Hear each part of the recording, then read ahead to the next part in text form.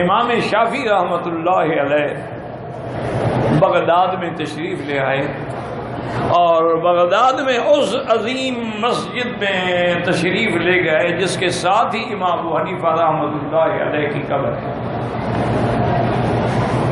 بہت بڑی مسجد ہے، وہاں بہت بڑا مدرسہ ہے حضرت کا، میں نے الحمدللہ دیکھا ہے۔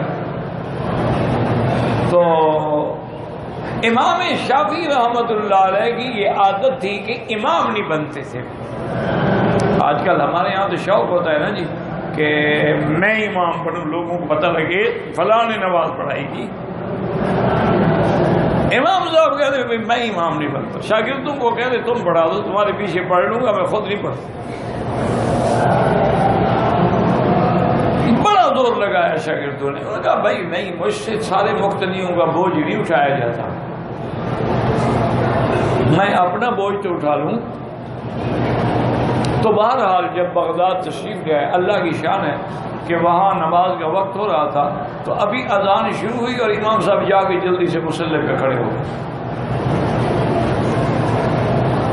طالب بھی حیران، لوگ بھی حیران کہ امام صاحب تو کبھی امام بنتے نہیں، آج تو قبضہ کیا ہوا مصلی پہ، ابھی اذان ہو رہی ہے، پہلے تشریف لے گئے ہیں۔ خوش بھی ہوئے کہ الحمدللہ ہمیں ایک امام متقی، مجتہد، محدث، مفسر، عابد، زاہد کے پیچھے نماز پڑھنے کا موقع ملے گا۔ امام شافعی پتہ ہے کون آدمی ہے؟ رمضان کے مبارک مہینے میں روزانہ ایک قرآن کا ختم کرواتے تھے۔ بہرحال لوگ خوش بھی ہوئے کہ چلو الحمدللہ نماز پڑھا دی۔ تو جو قابل حجت شاگرد ہوتے ہیں نا جی، انہوں نے کہا کہ امام صاحب آج آپ کو کیسے شوق ہو گیا؟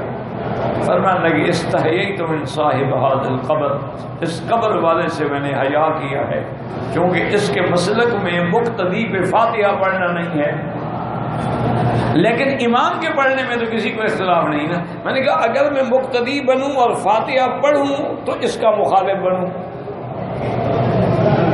اور اگر میں فاتحہ نہ پڑھوں تو پھر اپنا مسلک چھوڑوں۔ میں نے کہا امام بن جاؤ، امام میں تو کوئی جھگڑا نہیں ہے، تو اس لیے امام کی فاتحہ پڑھنے میں تو کوئی جھگڑا ہے ہی نہیں نا، وہ سب کے نزدیک پڑے گا۔ تو یہ ادب تھا ایک دوسرے کا۔ اللہ تبارک و تعالی ان سب پہ کروڑوں رحمتیں فرمائے۔ ویڈیو کے نیچے سبسکرائب کے بٹن پہ کلک کریں، بیل کے آئیکن پہ کلک کیجئے تاکہ ہر نئی ویڈیو کی نوٹیفیکیشن آپ کو مل جائے۔